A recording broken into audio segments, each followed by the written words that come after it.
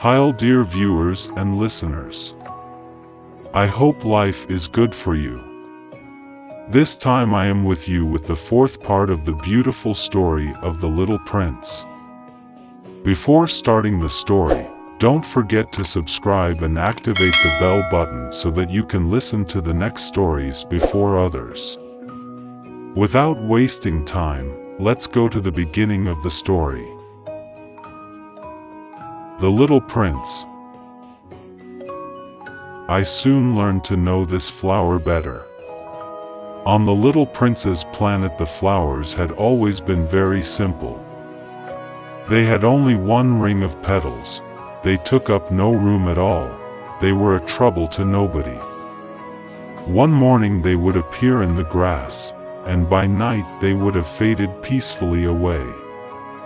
But one day, from a seed blown from no one knew where, a new flower had come up, and the Little Prince had watched very closely over this small sprout, which was not like any other small sprouts on his planet. It might, you see, have been a new kind of baobab. The shrub soon stopped growing, and began to get ready to produce a flower. The Little Prince, who was present at the first appearance of a huge bud, felt at once that some sort of miraculous apparition must emerge from it.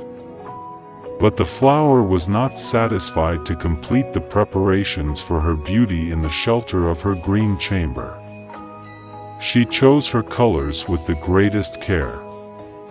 She adjusted her petals one by one. She did not wish to go out into the world all rumpled, like the field poppies. It was only in the full radiance of her beauty that she wished to appear. Oh, yes. She was a coquettish creature. And her mysterious adornment lasted for days and days. Then one morning, exactly at sunrise, she suddenly showed herself. And, after working with all this painstaking precision, she yawned and said, "Ah, I am scarcely awake. I beg that you will excuse me. My petals are still all disarranged." But the Little Prince could not restrain his admiration. "Oh, how beautiful you are!" "Am I not?" the flower responded, sweetly. "And I was born at the same moment as the sun." The Little Prince could guess easily enough that she was not any too modest, but how moving and exciting she was. "I think it is time for breakfast," she added an instant later. "If you would have the kindness to think of my needs," and the Little Prince, completely abashed, went to look for a sprinkling can of fresh water. So, he tended the flower. So, too, she began very quickly to torment him with her vanity, which was, if the truth be known, a little difficult to deal with. One day, for instance, when she was speaking of her 4 thorns, she said to the Little Prince, "Let the tigers come with their claws." "There are no tigers on my planet," the Little Prince objected. "And, anyway, tigers do not eat weeds." "I am not a weed," the flower replied, sweetly. "Please excuse me. I am not at all afraid of tigers," she went on, "but I have a horror of drafts.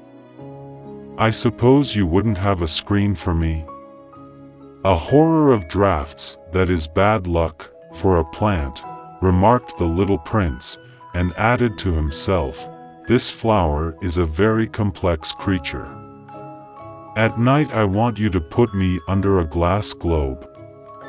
It is very cold where you live." "In the place I came from," but she interrupted herself at that point. She had come in the form of a seed. She could not have known anything of any other worlds. Embarrassed over having let herself be caught on the verge of such a naivety untruth, she coughed 2 or 3 times, in order to put the little prince in the wrong. The screen? I was just going to look for it when you spoke to me. Then she forced her cough a little more so that he should suffer from remorse just the same. So the little prince, in spite of all the goodwill that was inseparable from his love, had soon come to doubt her. He had taken seriously words which were without importance, and it made him very unhappy. I ought not to have listened to her, he confided to me one day. One never ought to listen to the flowers. One should simply look at them and breathe their fragrance. Mine perfumed all my planet.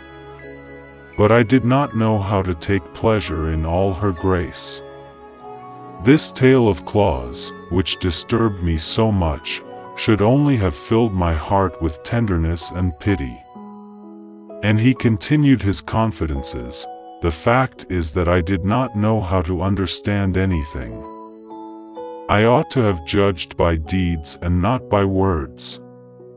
She cast her fragrance and her radiance over me. I ought never to have run away from her. I ought to have guessed all the affection that lay behind her poor little stratagems. Flowers are so inconsistent. But I was too young to know how to love her. I believe that for his escape he took advantage of the migration of a flock of wild birds. On the morning of his departure he put his planet in perfect order. He carefully cleaned out his active volcanoes. He possessed 2 active volcanoes, and they were very convenient for heating his breakfast in the morning. He also had 1 volcano that was extinct. But, as he said, one never knows.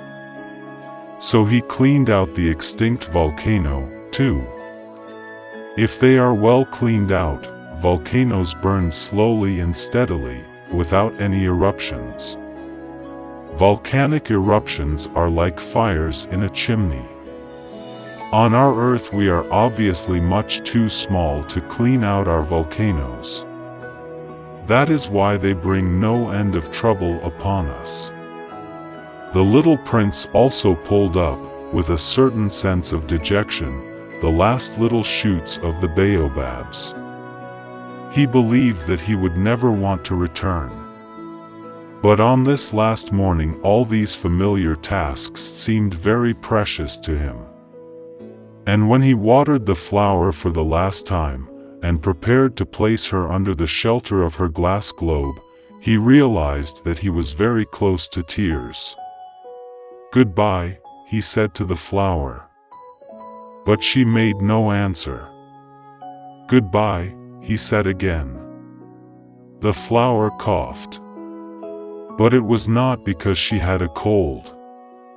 "I have been silly," she said to him, at last. "I ask your forgiveness. Try to be happy." He was surprised by this absence of reproaches. He stood there all bewildered, the glass globe held arrested in midair.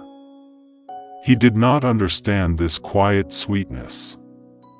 "Of course I love you," the flower said to him.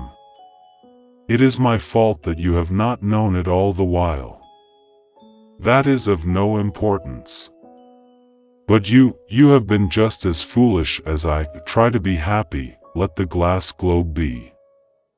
I don't want it any more. But the wind, my cold is not so bad as all that, the cool night air will do me good. I am a flower.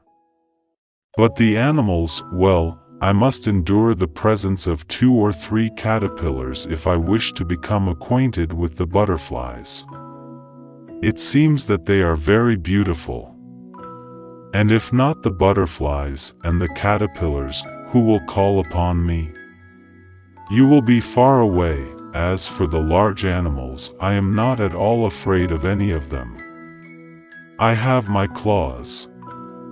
And, naively, she showed her 4 thorns. Then she added, "Don't linger like this. You have decided to go away. Now go." For she did not want him to see her crying. She was such a proud flower. Well, let's hear the continuation of the story in other parts. I will be happy with your likes and comments. Until next stories, take care. Be in the shelter of wisdom.